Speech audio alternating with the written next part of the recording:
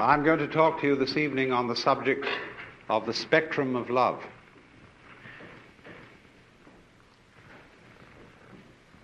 We know that from time to time there arise among human beings people who seem to exude love as naturally as the sun gives out heat.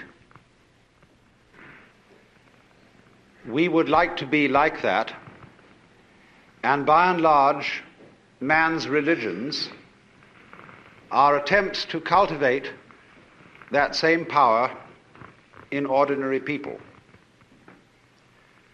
But unfortunately, they normally go about this task as one would attempt to make the tail wag the dog. I remember when I was a small boy in school, I was enormously interested in being able to do my schoolwork properly. And everybody told me that I didn't work hard enough and that I ought to work. I had an intense desire to do this, but when I asked, "How do you work?" everybody shut up like a clam. So I was extremely puzzled, but there were teachers who apparently knew how to work and had attained considerable heights of scholarship, and I admired them very much for their attainments. And so I thought that maybe I could learn the secret by copying their mannerisms. I would imitate the style of handwriting that they used. I would use the same kind of pen. I would affect the same mannerisms of speech and gesture, and insofar as I could get around the school uniform, even of clothing. I must assure you this, of course, was a private school in England, not a public school in America. But none of this revealed the secret, because I was, as it were, copying the outward symptoms and knew nothing of the inner fountain of being able to work. And exactly the same thing is true in the case of people who love.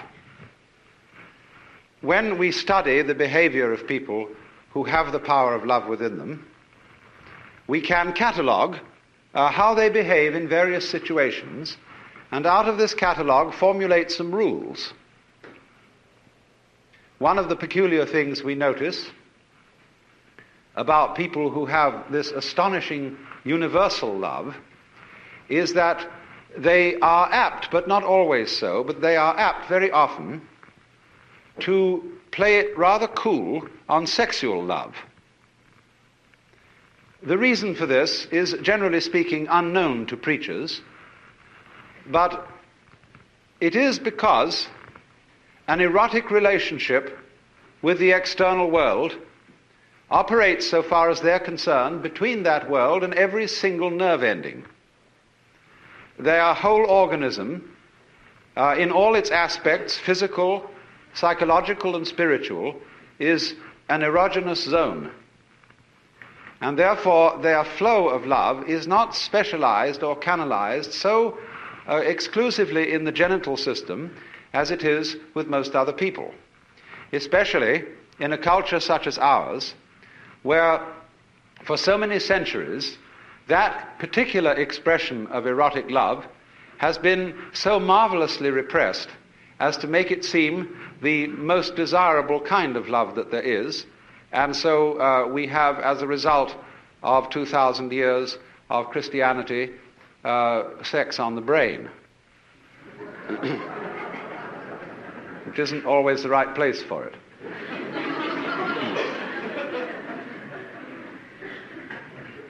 Of course, also, people who exude love are apt to give things away.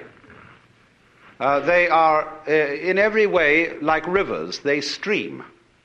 And so when they collect possessions and things that they like, they are apt to give them to other people, because if you ever notice that when you start giving things away, you keep getting more. In the same way as you empty out, you create a vacuum, nature abhors a vacuum, and more flows in. So, noticing this, the codifiers of loving behavior write down that you should give so much money to tax-deductible institutions and to the poor, and that you should be nice to people, that you should act towards your relatives and your friends and indeed even your enemies as if you love them, even if you don't. And of course, for Christians and Jews and believers in God, there is a peculiarly difficult task enjoined upon us, namely, that thou shalt love the Lord thy God.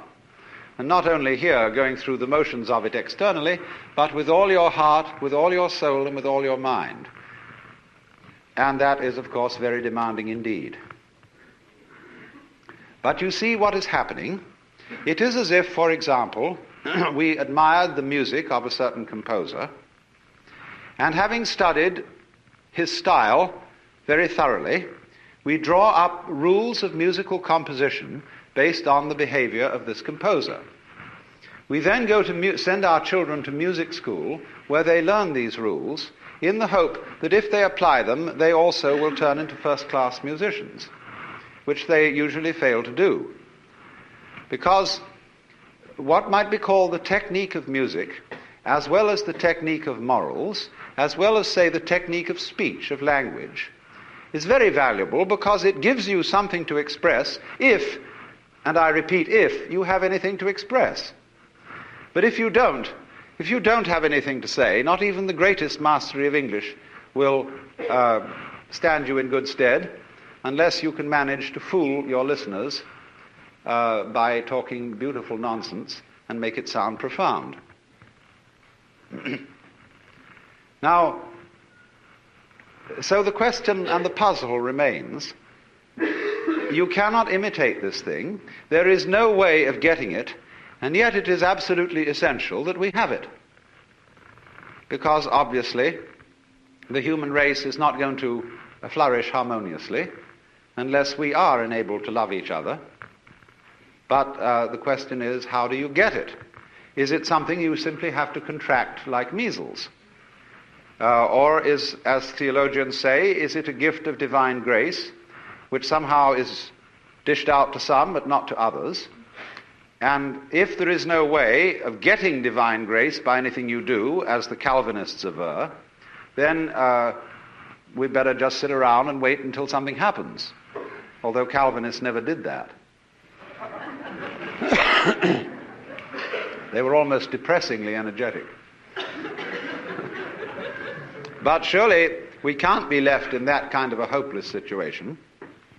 There must be some way of getting the grace or getting divine charity or love, some sort of wangle, some sort of way in which we can, as it were, open ourselves so as to become conduit pipes for the flow.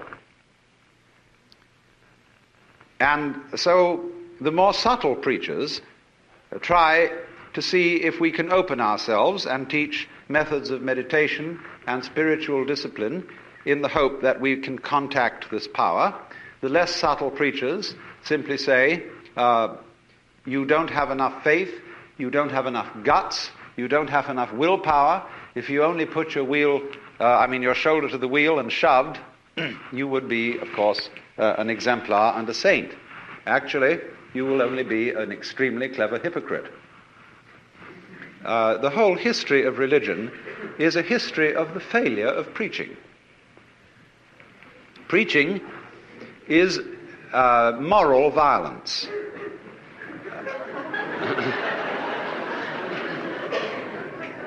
If when you deal with the so-called practical world and people don't behave as you would wish they would, you get out the army or the police force or the big stick, and if those strike you as somewhat crude, you resort to giving lectures.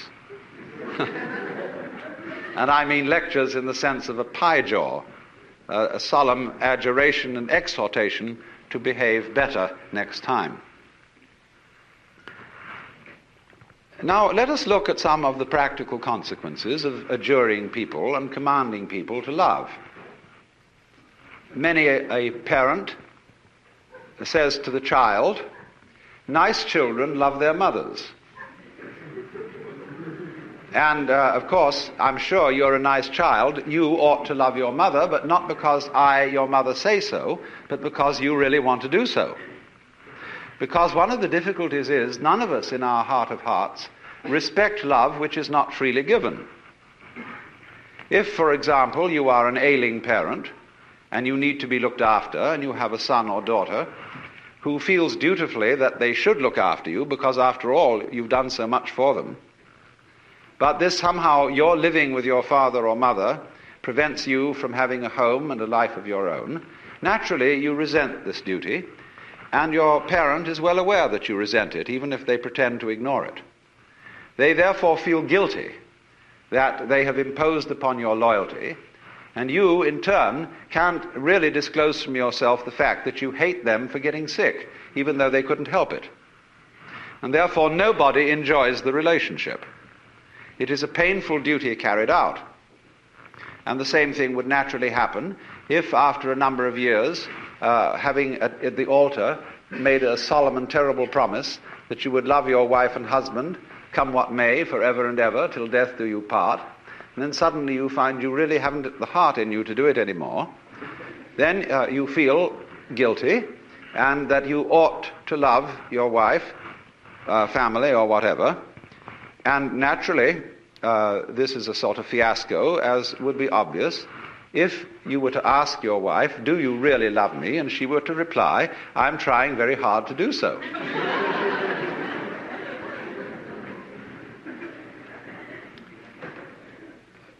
You see, the difficulty of it is this. You cannot teach a selfish person to be unselfish by any means. That is to say, whatever a selfish person does, whether it be giving his body to be burned or giving all that he possesses to the poor, he will still do it in a selfish way of feeling. And he will be able to do this with extreme cunning and marvelous self-deception and deception of others besides. But the consequences of fake love are almost invariably destructive, because they build up resentment on the part of the person who does the fake loving, as well as on the part of those who are its recipients. This is why the foreign aid program has been such a dismal failure. Now, of course, you may say that I'm talking in a very impractical way, because you would say, well, do we just have to sit around and wait until we become inwardly converted and learn through the grace of God or some sort of magic how to love, and in the meantime do nothing about it and conduct ourselves as selfishly as we feel? There is, as a matter of fact, something to be said for that. Because the first problem in the whole of this is honesty. And the reason why the Lord God says at the beginning of things, thou shalt love the Lord thy God with all thy heart and with all thy soul and with all thy mind, is not because the Lord God is stupid, but because he's very clever.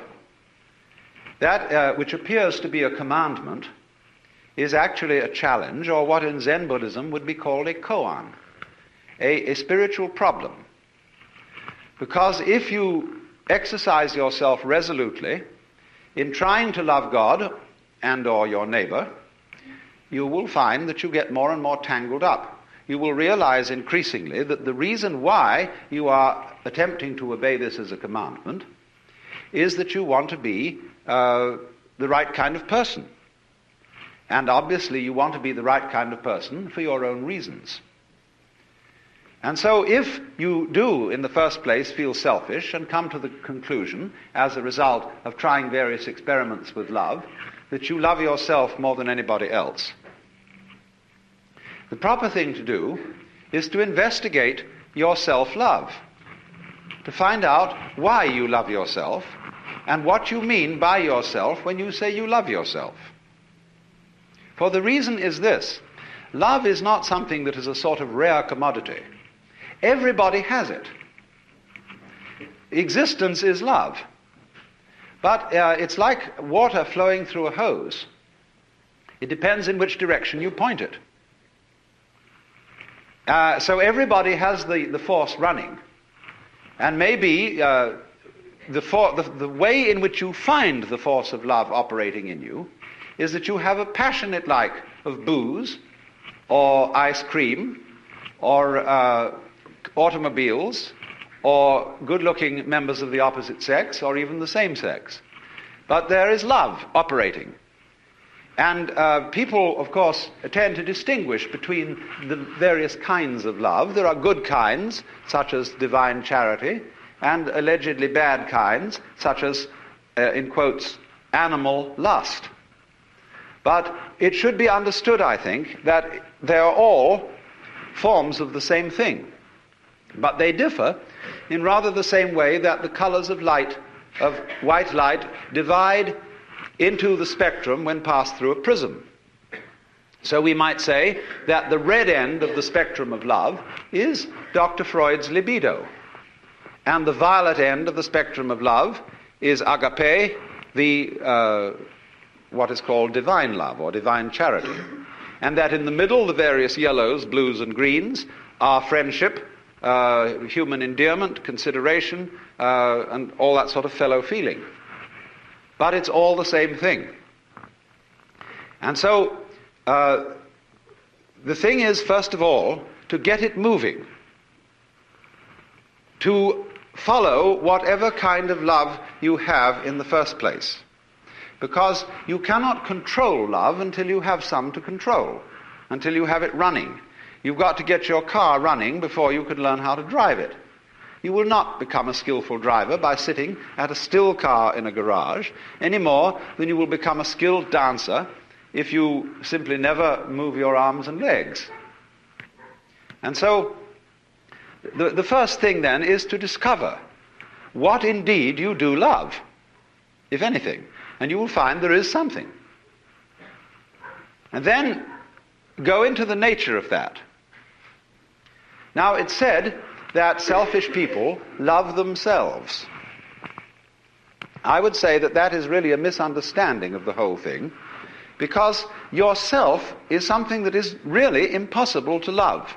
There are various reasons for this, but one obvious reason is that loving oneself is as difficult as kissing your own lips.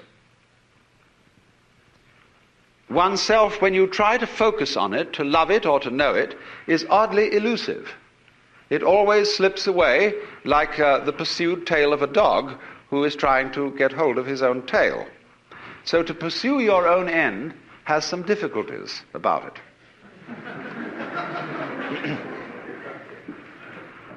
If you explore what you love when you say you love yourself, you will make the startling discovery that everything you love is something which you thought was other than yourself.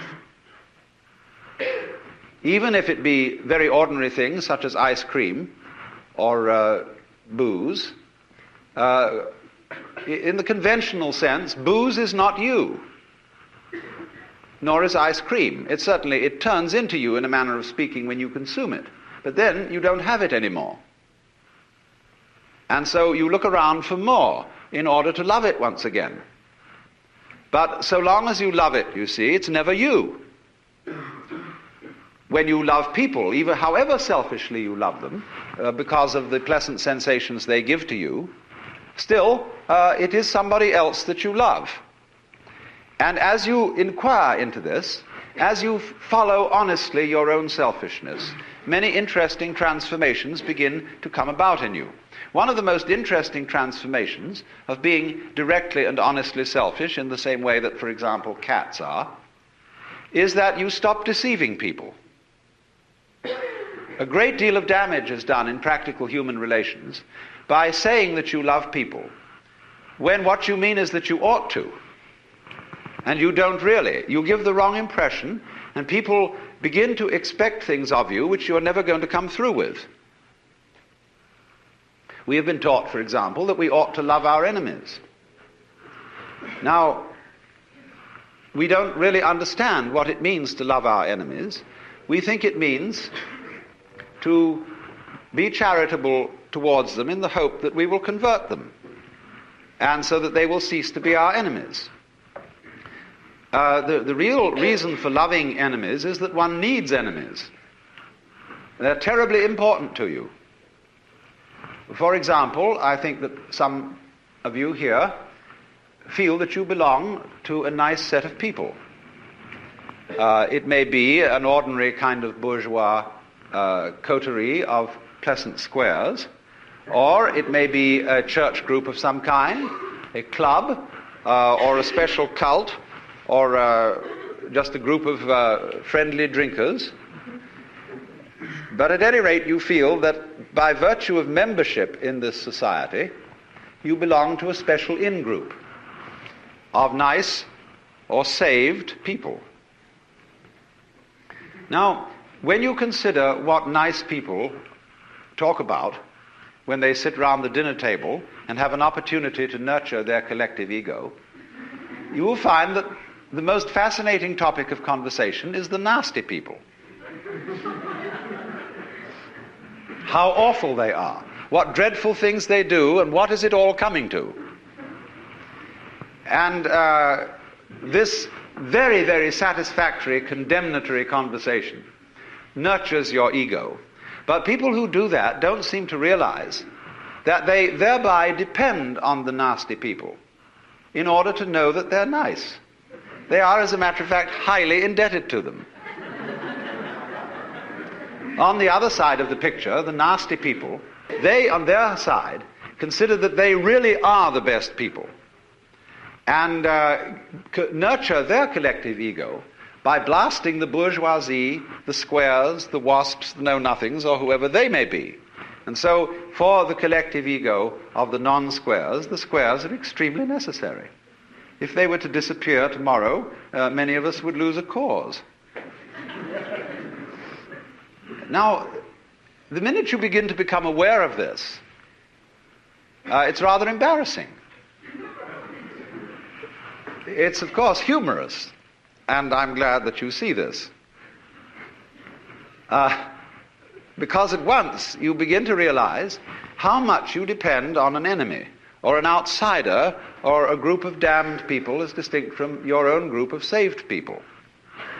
And so you begin to realize that if your collective ego, or yourself, depends on your being on the in, but you can only be on the in with relation to something that is out.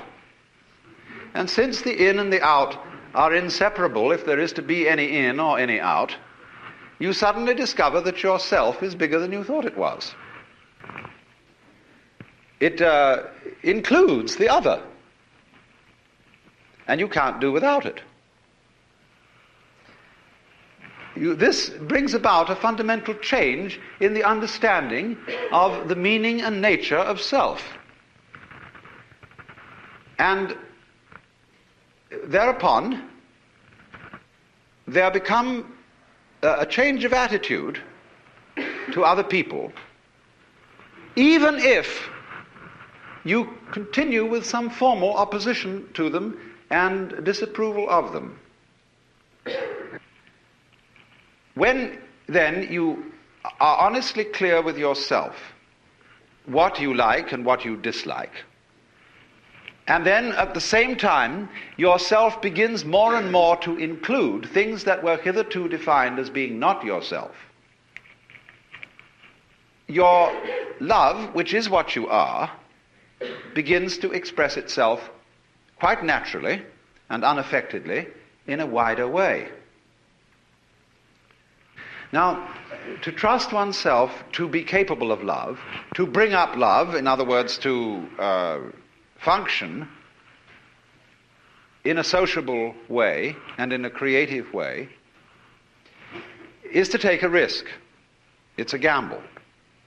Because you may not come through with it. And in the same way, when you fall in love with somebody else, or you form an association with somebody else, and you trust them, they may, as a matter of fact, not fulfill your expectations. But that risk has to be taken. The alternative to taking that risk is much worse than trusting and being deceived. In other words, to live together, you have to take risks. There will be disappointments and failures and disasters as a result of taking these risks, but in the long run it will work out. My point is that if you don't take them, the results will be so much worse than any kind of wild anarchy that could be conceived. You see, here we are now as a highly disciplined human race, with all kinds of rules and religions, and what are we about to do? Blow ourselves completely to pieces. Was this all a good gamble? Because you see, in tying up love in knots and becoming incapable of it, you can't destroy this energy. You turn it, when you won't love and you won't let it out, the thing comes out in the form of self-destruction. The alternative to self-love, in other words, is self-destruction. Because you won't take the risk of loving yourself properly, you will be compelled instead to destroy yourself. Because you see, in tying up love in knots and becoming incapable of it, you can't destroy this energy. You turn it, when you won't love and you won't let it out, the thing comes out in the form of self-destruction. The alternative to self-love, in other words, is self-destruction. Because you won't take the risk of loving yourself properly, you will be compelled instead to destroy yourself. So, which would you rather have? Would you rather have a human race which isn't always very well controlled and sometimes runs amok a little bit, but on the whole continues to exist with a good deal of honesty and delight when delight is available? Or would you rather have the whole human race blown to pieces and cleaned off the planet, reducing the whole thing to a nice scoured rock with no dirty disease on it called life? But I repeat the point that is necessary to understand this whole thing, that love is a spectrum. There is not, as it were, nice love and nasty love, spiritual love and material love,